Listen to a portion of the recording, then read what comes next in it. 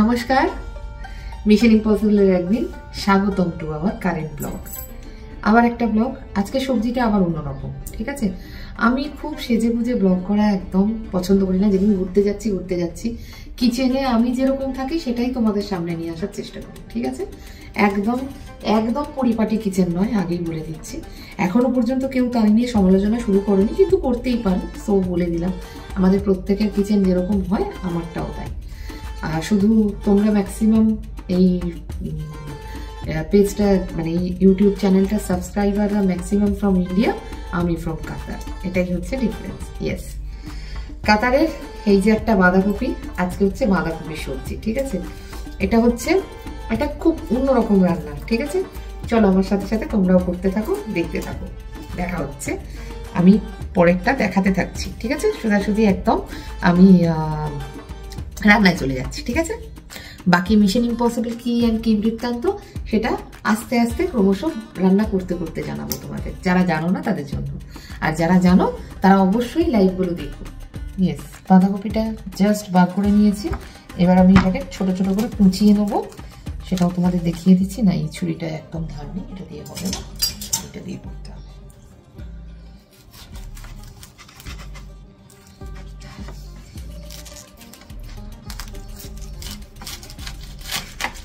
Chopping এর ছুরিটাই নেই, আসলে চপিং এর ছুরিটাই না, সত্যি বলছি আমার খুব ভয় করে, সেই জন্য আমি করি না।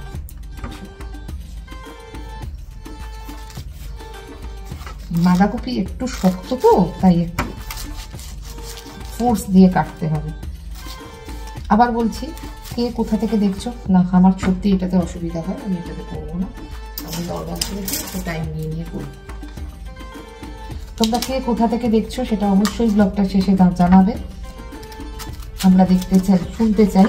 আর কোনো রান্নায় ইমপ্রুভমেন্ট জানার হলে সেটাও মানে জানানোর হলে সেটাও প্লিজ একটু আমাদের হোয়াটসঅ্যাপ করো to the official number of mission impossible 9313045368। এইভাবে ছাড়িয়ে নিলে কি তাতে কাটতে সুবিধে হয়। ছোট্ট ছোট্ট করে কাটতে হবে। কেন কাটছি সেটাও আমি তোমাদের বুঝিয়ে দিচ্ছি। কাটছি এই কারণে, বিকজ আমি এটাকে সেদ্ধ করবো। বাঁধাকপি তো সেদ্ধ ছাড়া রান্না করা অসম্ভব। তো চলো, আমি আগে ওটা সেদ্ধতে বসিয়ে দেবো। ইয়েস, এই যে দেখতে পাচ্ছ কাতারে এইভাবে চিংড়ি মাছ বিক্রি হয়, এইভাবে, ঠিক আছে। এরকম মল থেকে নিয়ে আসি, সেটাও দেখাবো আজকে, কারণ এতদিন ধরে ইয়েস চিংড়ি মাছ দিয়েই বাঁধাকপি। আমরা একটু চিংড়িটা বেশি খাই, হয়তো তোমাদের মনে হবে যে এত চিংড়ি সবেতে চিংড়ি। আমার রান্নাতে একটু চিংড়ির ইউজ দেখতে পাবে, কারণ সত্যি বলছি আমি মাছ বাঙালি হয়েও মাছের এত ফন নই যতটা আমি চিংড়ির ফন। আর মানে আমার সঙ্গের মানুষটাও তাই। তো সেই জন্য আমাদের একটু ওই ব্যাপারটা রয়েছে যে যেদিনই বাজার যাবো সেদিনই চিংড়ি মাছ। এইটার মধ্যে 600 চিংড়ি আছে, কিন্তু 600 গ্রাম চিংড়ি আমি পুরো দেবো না, অল্প একটুখানি দেবো। ধরে নাও আমি 200 গ্রাম দেবো। অ্যাকচুয়ালি একদিন লাউ চিংড়ি করার প্ল্যান আছে, সেটাও তোমাদের বলে দিলাম। তো সেটা হয়তো করবো একদিন এর মধ্যে। তো সেদিন ওখানে বাকি চিংড়িটা ইউজ হবে। চলো, আমি একটু একদম অসম শেপে যেরকম করে ইচ্ছে তোমরা একটু জাস্ট কেটে নেবে, ঠিক আছে। মোটামুটি পেঁয়াজগুলো ভাজা ভাজা হয়ে গেছে। এবার আমি এর মধ্যে একটু আঁচটা কমিয়ে চিংড়ি মাছগুলি ছাড়বো। চিংড়ি ছেড়ে দিচ্ছি।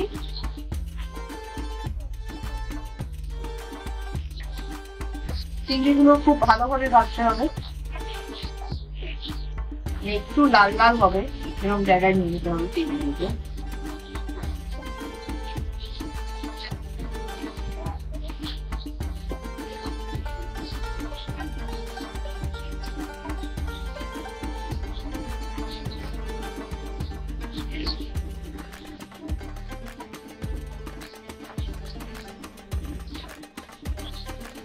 আমি কোনো শুকনো লঙ্কা বা হলুদ কিচ্ছু এখন দেবো না, ওকে। কারণ এই ভাজা মশলাটাকে আবার বাটতে হবে। পেঁয়াজ কাঁচা লঙ্কা আর চিংড়ি মাছটা যেটা আমি বাটছি সেটাকে আবার বাটতে হবে। সেই জন্যই বলেছি এই রান্নাটা কিন্তু একটু হাতে সময় নিয়ে করতে হবে। এরকম নয় যে তুমি মানে একদম চটজলদি আধ ঘন্টায় রান্না হয়ে যাবে।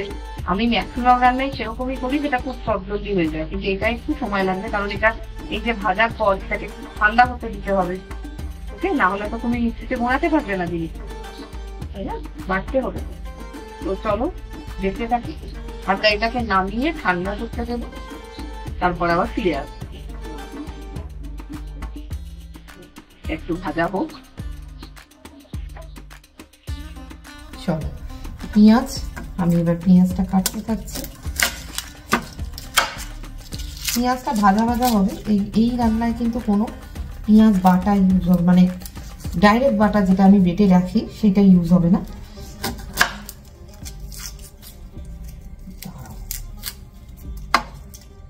একটু পেঁয়াজটা ছাড়িয়ে নিতে হবে।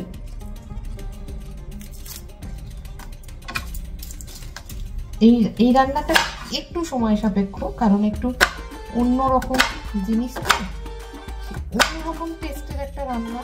যদি একঘেয়ে বাঁধাকপির তরকারি খেতে না ইচ্ছা করে, তার জন্য ইউ ক্যান ট্রাই দিস। খুব টেস্টি হয়, ইভেন এটা ভাতের সাথেও ভালো লাগে। আমরা আজকে রুটির সাথে খাবো, বাট ভাতের সাথেও কিন্তু খুবই ভালো লাগে। আমি কুমড়ো দিয়েও একটা রেসিপি করবো এই টাইপের, সেটা ভাতের সাথে খাওয়ার জন্য, সেটাও পরে ফলো করো। আজকে ওই জন্য চশমা পরে করছি, কারণ আমি জানি আমাকে পেঁয়াজটা কাটতে হবে। আমি সব নিতে পারি, জানো তো, আমি পেঁয়াজ কাটা একদম মানে এত বিরক্ত লাগে।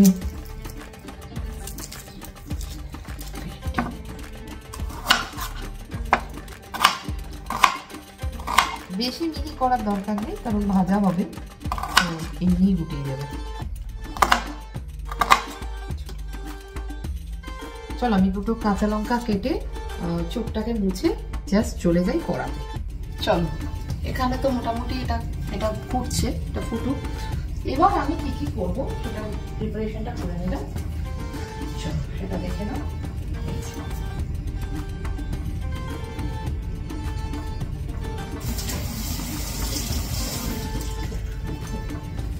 সুন্দর জিনিস দেখো, পেঁয়াজ ডুমো ডুমো করে কাটা, একটু একটু ছোট ছোট একটু এই সাইজের কাঁচা লঙ্কা কুচানো, আর এইটা হচ্ছে চিংড়ি মাছ। চিংড়ি মাছটাকে আমি যতটা ছোট করে করতে পারবে, মানে যেমন সাইজের চিংড়ি সেই অনুযায়ী করবো, ঠিক আছে? এবার আমি তেল দিয়ে গরম করবো, দেখতে থাকো। গ্যাস জ্বালছি হাই ফ্লেমে, সর্ষের তেলে রান্না। আচ্ছা, লাস্টে তোমাদের পেঁয়াজ রসুন ছাড়া পালক পনির কেমন লেগেছে সেটাও জানাবে, সেটাও আমাদের কাছে আপডেট নেই, সেটাও জানাবে। সিরিয়াসলি বলছি, অনেকদিন পর পেঁয়াজ রসুন ছাড়া রান্না। আচ্ছা, এই যে ভাপাচ্ছি যেটা, সেটার মধ্যে কিন্তু আমি একটুখানি ইয়ে দিয়ে দিয়েছি, নুন দিয়ে দিয়েছি, বলে রাখলাম একটু নুন দিয়ে দেবে। ওকে,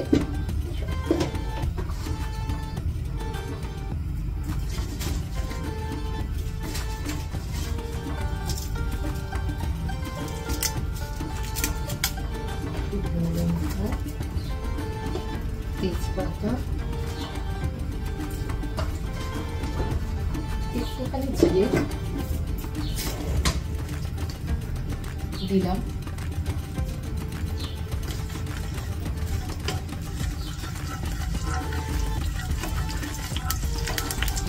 বেশ ভালো গন্ধ ওঠে। কালকে আমি পালক পনিরও জিরে দিয়ে করেছি, বেশ ভালো গন্ধ ওঠে, ঠিক আছে? তো আমি আগে ওটার মধ্যে পেঁয়াজগুলো দিয়ে দিচ্ছি, পেঁয়াজ আর কাঁচা লঙ্কা।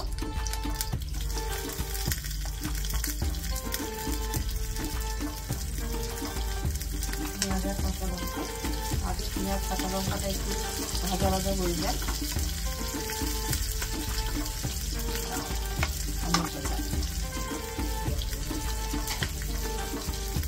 কোথা থেকে দেখছি সেটাও জানাবে। আমি যথেষ্ট জোরে কথা বলছি, তাও আমার যদি ভলিউম কম মনে হয় সেটাও তোমরা আমাকে জানাবে, ঠিক আছে?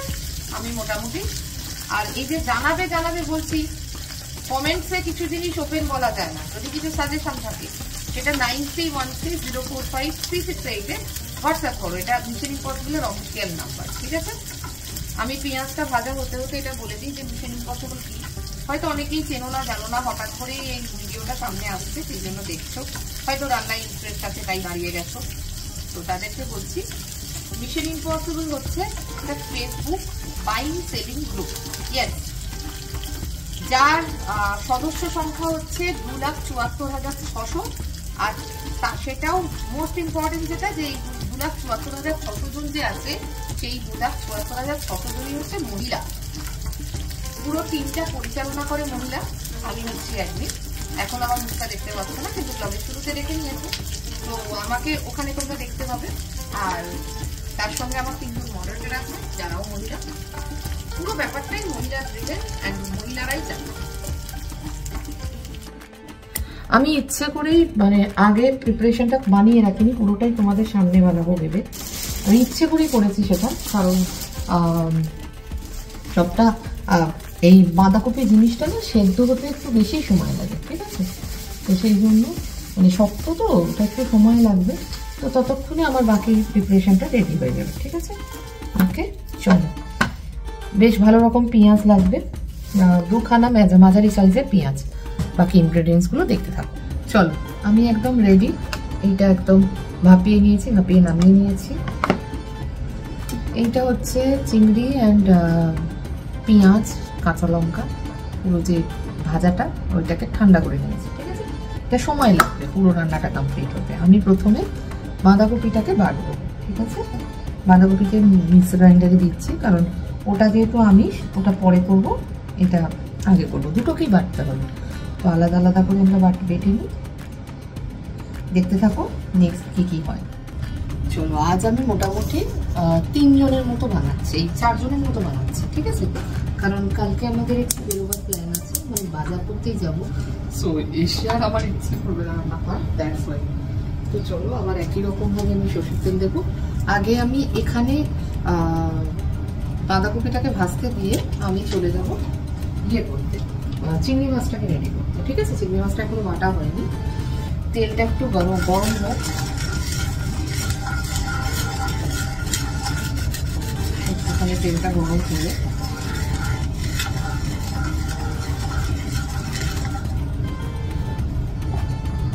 তেলটা একটু গরম করে একই রকম ভাবে একটুখানি, আমি একটু শুকনো লঙ্কা না দিলে ঠিক ভালো লাগবে। এটাতে একটু হিংও দিতে পারো যদি চাও। আমার এখানে হিং নেই, তাই আমি দিতে পারছি না, তোমরা চাইলে দিতে পারো, ঠিক আছে?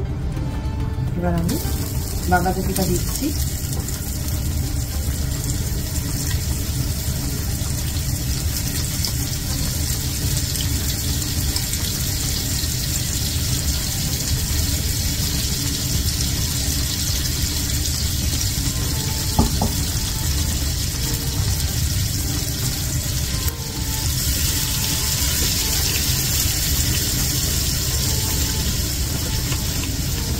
একদম আমি এটাতে একটু জল নিয়ে রেখে দিলাম। এই একটু করে জল দেবো যদি রিকোয়ারমেন্ট হয়। ততক্ষণ আমি মিক্সার গ্রাইন্ডারটাকে একটু ধুয়ে নিই, মাছটা করবো সেটাও দেখাবো। কিচ্ছু না দিয়ে জাস্ট বাঁধাকপিটাকে আমি ইয়ে করে নিয়েছি, অনলি মিক্সিতে পেস্ট করে নিয়েছি, বাঁধাকপির সাথে কিচ্ছু মেশাইনি, ঠিক আছে? এটা একটু ভাজা হতে থাক, উপর দিয়ে আমি একটু হলুদ দেবো, ঠিক আছে? এটা শুকনো ভাবে জল দিতে হবে। এই রান্নাটা একটু সময় সাপেক্ষ, একটুখানি কি দেবো বললাম, হ্যাঁ হলুদ, একটুখানি হলুদ, একটুখানি শুকনো লঙ্কার গুঁড়ো,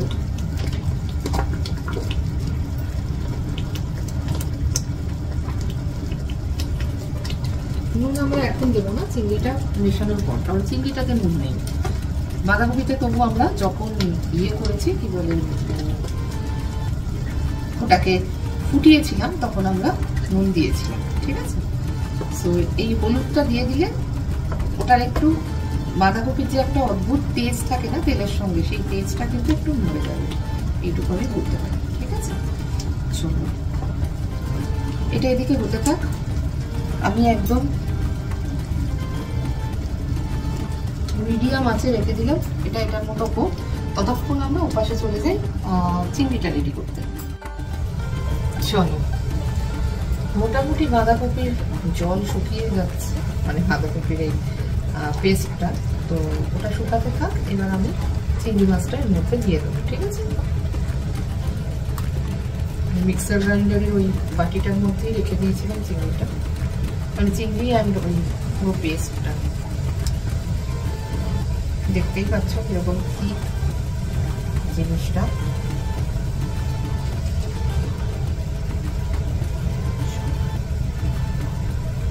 এটাকে একটু জল দিয়ে এটা কি করতে হবে, একটুখানি জলে হাতটা দিয়ে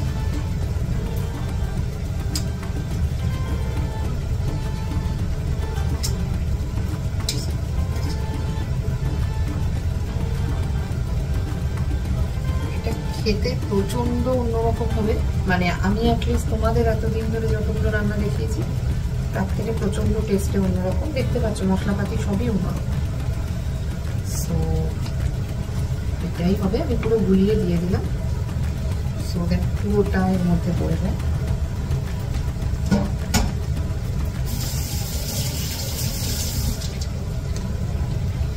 এবার এটাকে এর সাথে বাঁধাকপির সাথে একটু মিক্স করে দিতে হবে, ঠিক আছে?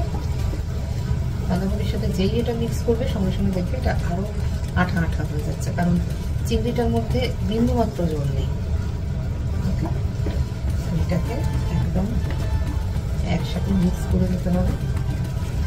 আমি একটু ভালো করে মিক্স করে নিই ততক্ষণ, তারপর দেখে নাও কি মশলা। তোমরা যদি দেখো জলটা একদম শুকিয়ে গেছে, একটু লঙ্কা গুঁড়ো দিয়েছি, তার উপর দিয়ে একটুখানি 1 চিমটে মতো জল দিলাম, ঠিক আছে? কারণ একটু তো আরো ফোটাবো। এবার নুনটা দিয়ে দিচ্ছি, ঠিক আছে? নুনটা দিয়ে দিচ্ছি, নুনটা একটু ভালোই দিলাম কারণ চিংড়িটাকে নুন দেওয়া ছিল। আর রুটির সাথে তরকারি না একটু নুন বেশি হলে বেশি ভালো লাগে। তোমরা এটা ভাতের সাথে খাবে যখন, তখন একটু নুন কম দিয়ে দিও, ঠিক আছে? ওকে, এটা আমাদের মোটামুটি 2 দিন হয়ে যাবে। ওকে, যতটা একদম লাগাচ্ছে 2 দিন হয়ে যাবে, কারণ একটা ফুল বাঁধাকপি নিয়েছি আর তার সঙ্গে 10টা মাঝারি সাইজের চিংড়ি মাছ নিয়েছি, তার পরিমাণ মতো মশলা দিয়েছি। চলো এবার একটু উপর দিয়ে ঘি গরম মশলা দেবো, 2 মিনিট ফুটিয়ে একটুখানি আগে জল দিই ভিতর দিয়ে। এইটার জলটা দিয়ে মিশতে থাকুক,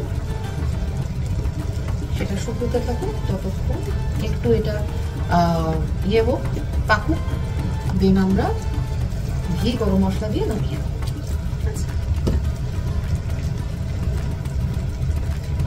চলো, এই জলটা শুকোতে যতক্ষণ সময় লাগবে তার বেশি আর নো জল না থাকে, ঠিক আছে? চলো, একদম সুন্দর শুকনো শুকনো হয়ে গেছে। এবার আমি জাস্ট ঘি আর গরম মশলা দেবো। ঘি আমি যথারীতি ঘি হ্যান্ড, ঘিটাকে এক্সট্রা ঘিটাকে এখানে দিয়ে দিলাম। ঘিটা আমরা কিছুতেই বুঝতে পারি না, মানে চামচ দিয়ে দিতে যাই, তাই জন্য ঘি চামচ দিয়ে আমি দিলাম। অলরেডি ঘি যেতে ঘিটা দিয়ে দিলাম, ঘিটা ওর সঙ্গে মিশে যাক, একটু মিশতে সময় লাগবে। একটু উপর থেকে গরম মশলা দেবো আর 2 মিনিট লো ফ্লেমে রেখে জাস্ট ঘিটা মেশার মতো, তারপর আমি ইয়ে করে দিই। মশলা তো সেরকম কিছু পড়েনি, তাই গরম মশলাটা একটু আমার মনে হয় বেশি দিতে হবে, ঠিক আছে? এই গরম মশলাটা মিশে আর ঘিয়ের স্মেলটা বেরোনো অবধি একটু ওয়েট করতে হবে, 2 মিনিট। সেটা হয়ে যায়, আমি একটু পুরো ব্যাপারটা মিশিয়ে দিই, দেন হয়ে গেল আমাদের তৈরি বাঁধাকপি চিংড়ি বাটা। এবার বাঁধাকপি চিংড়ি বাটাটা আমি দেখিয়ে দিচ্ছি পরিবেশন করে, ঠিক আছে? জাস্ট আর মিনিট খানেক হোক, তারপর আমরা নামিয়ে নেব। গ্যাস বন্ধ করে দিয়েছি, এবার পরিবেশনের পালা। আমি এই প্লেটটায় পরিবেশন করছি।